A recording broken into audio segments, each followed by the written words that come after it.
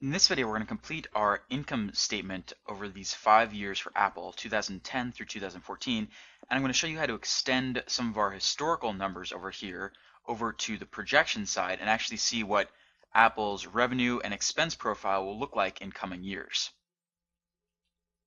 So our approach here will be to take these historical percentages and then extend them out over these 5 years. And then what we're going to do is go down here to the income statement and then actually apply these percentages to the numbers on here.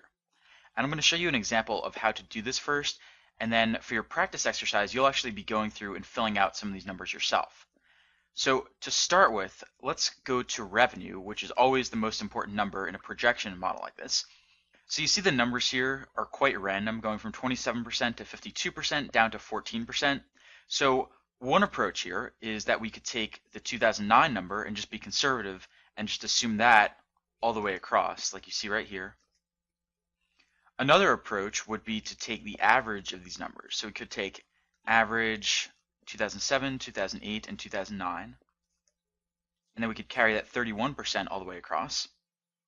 Or we could just come up with some kind of completely arbitrary estimate and say 10%, 10%, 10%, 10%, 10%, for example. So we could take any of those approaches, but really the smartest thing to do here is to make our own guesstimate and then to check it against what other Wall Street analysts have actually projected for Apple and then use those to back into the numbers that we're going to use here. So I'm going to leave this 10% for now, and what I'm going to do is go down here and actually link our revenue numbers here to our revenue growth percentages above.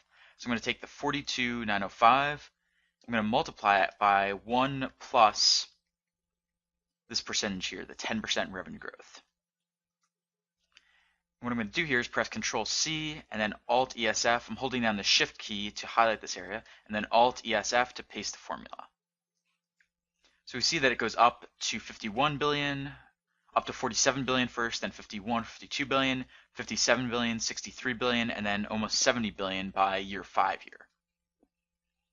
So what we want to do now is check this against what equity research, what Wall Street analysts are projecting. And what I have open here is a Credit Suisse report on Apple from February 24th, 2010. So this is about a month after Apple's quarterly earnings were announced, and so I wanted to go to it just to give a sense of what analysts at the time that we might have actually created this projection model, what analysts at that time might have actually said. So if you scroll down here to page 7, you see where Credit Suisse has projected their revenues and expenses over these years. So for 2009, we see the 42,905 number that we had. For 2010, they're saying 54,403. And then for 2011, 62,310. Let's just check ours quickly to see how it compares. So we only have 47,196. So we're about 7 or 8 billion lower than they are in 2010. Then in 2011, we only have 51. So our projections seem to be a lot lower than what you see in the Credit Suisse report here, which means we need to adjust ours upward to match theirs. Then in 2012, they have the 69.5 number, and we only have 57 billion. So it looks like the difference is growing over time. So what we're going to do instead is come up with new percentages here that match what they have. Now, in this case, I've already done the work for you, so we're not going to bother guessing at what the numbers might be here, but in an actual investment bank, you actually do this type of exercise quite frequently where you try to match your numbers against what research analysts or anyone else has predicted for the company. So in this case, we're going to go with 25% in 2010, then 17%, then 11%, then 9%, and then 7% in 2014. The equity research we have only goes up through 2012 right here. But if we go down and look at our numbers versus their numbers now, I'm just going to scroll down to these. So we see 53,631 in 2010, decently close to the number they have, 54,403, then 62,310, close to our number here, and then 69,538, close to our number 2012. 2013 and 2014 they don't have, but presumably the revenue growth is going to keep declining over time as the company gets bigger, so this seems like a reasonable estimate. The big jump in 2010 here is probably due to the iPad being released among other new products, so it's more of a new product year for Apple than 2009 was, which probably explains this jump. Now, what we want to do next is figure out what these historical expenses are going to look like. And our approach here is going to be very, very simple. All I'm going to do is take our cost of goods sold as a percent of revenue, set it equal to the 2009 number, do the same for R&D, do the same for SG&A, do the same for stock-based comp, and then do the same for depreciation and amortization. So I have all these in place, and now all I'm going to do is just use these same exact numbers going all the way across. So what I'm going to do here, just pressing F2 to see that everything is being linked properly, what I'm going to do is just highlight this whole column with Shift Control down arrow key, Control C to copy it, Shift and right arrow key to highlight this whole area, and then Alt ESF to paste this across. So we have everything set up and in place right here. So basically what we're assuming is that the expenses as a percent of revenue stay the same. This is actually a conservative estimate for the most part, because you see here that historically, as a percent of revenue, the expenses have actually been decreasing. But we're going to be a little more conservative than the historical numbers would suggest, and we're going to assume that they stay the same going all the way across here. So now for your exercise, what I want you to do is go down to our income statement, and I want you to actually fill out all the numbers here. So I want you to go in and take COGS as a percent of revenue, R&D, SG&A as a percent of revenue, then stock-based comp and depreciation and amortization as a percent of revenue, and I want you to actually fill in the formulas. So all you have to do is go to revenue right here. So for COGS, for example, you go to revenue, go up to cost of goods sold, multiply it by that percentage, and then just copy this formula all the way across. And I want you to do that for each one of them. You can also, if you want, fill in the numbers for gross profit, total operating expenses, and then operating income down here, and then even down to pre-tax income if you want. But just go that far and try to fill it in yourself. Remember that the shortcut here, the key shortcut is Alt ESF to paste formulas. So pause this video right now, give it a shot yourself. Once you're done or you want to check your work, just unpause it, and then I'll show you exactly what to do with the shortcuts included as well.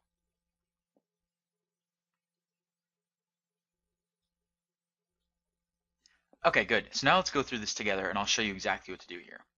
So for cost of goods sold, we're just going to go up to the top, multiply the COGS percentage, 59% here, by the revenue. I'm going to do the same for R&D, so I'm going to go up to the top, take the R&D percent of 1.9, multiply it by revenue. And then for SG&A, I'm going to take the SG&A percent of revenue and multiply that by the revenue here.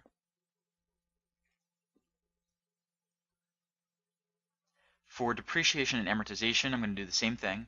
So take the D&A percentage right here and multiply it by revenue.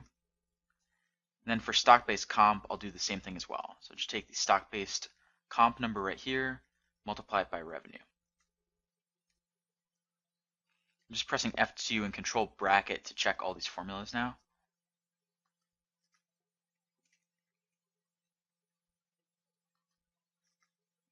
So we have all that in place. And then remember that the key shortcut here is that you want to highlight everything with Control C and then paste it across. I'm pressing Shift and the right arrow key here, paste it across with Alt ESF. So now all these formulas are in place. The other thing we want to do here is calculate gross profit and operating expenses. So to do this, we're going to take revenue and subtract cost of goods sold, copy this across with Control C and Alt ESF. And then for total operating expenses, we're just going to add these up. Remember that we're going to use Alt equals to add these. So we add these up and then Alt ESF to copy that across. So we have all those. For operating income, what we're going to do now is take our gross profit and then subtract operating expenses, subtract depreciation and amortization, subtract amortization of intangibles, which we have not filled in yet, and then subtract stock-based compensation. Copy that across with Alt ESF. Interest income, interest expense, other income and expense, we're going to leave blank for now. So our pre-tax income in this case, we can actually just copy this formula for the sum, Control C, and then Alt ESF for these projected years. Then the only remaining thing we have to do on here really is fill out our income tax provision, net income, and then some of the items on earnings per share and shares outstanding. So for the income tax provision, we're just going to go with a simple assumption here and say that our effective tax rate will be 30%, because it looks like it's around that anyway for these historical years. We're going to say 30% and assume that it stays that way. So I'm just linking the formulas, Alt ESF to copy them. So let's go down here again. And for the income tax provision, I'm going to take our pre-tax income, multiply it by the 30% that you see right here, and then copy this across with Alt-ESF. For net income, I'm going to take pre-tax income and then subtract our income tax provision. Copy that across with Alt-ESF. Then for earnings per share here, we need to project our diluted shares outstanding. Now, if you look at the equity research report and the way that they've done this, you see that they're projecting that diluted shares are actually going up each year. You could do it this way, but to be honest, unless you have knowledge of a company's plans, it's a little risky to take that approach. So we're actually going to assume that diluted shares outstanding stay constant here for all 5 years. So we're going to take that, just press Alt-ESF to copy this across. And then finally for earnings per share, we can just divide net income by shares outstanding. I'm going to copy this formula that you see right here, and then use Alt-ESF to paste it across. So you see that earnings per share are generally going up here, although not quite as much as they have gone up percentage-wise historically. And so that is how you create our projected income statement right here.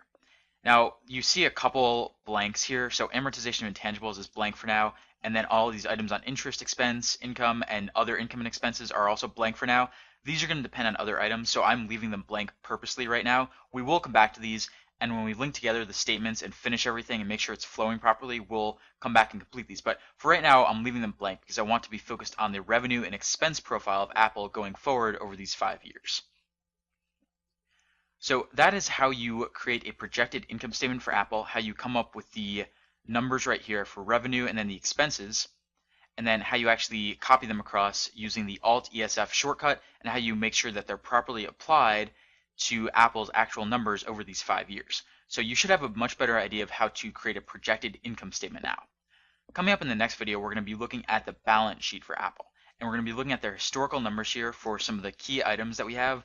And then once again, we'll be taking the same approach where we look at the historical numbers and then use those to create our projections and then carry those down to our real balance sheet to figure out what Apple's balance sheet is going to look like in future years.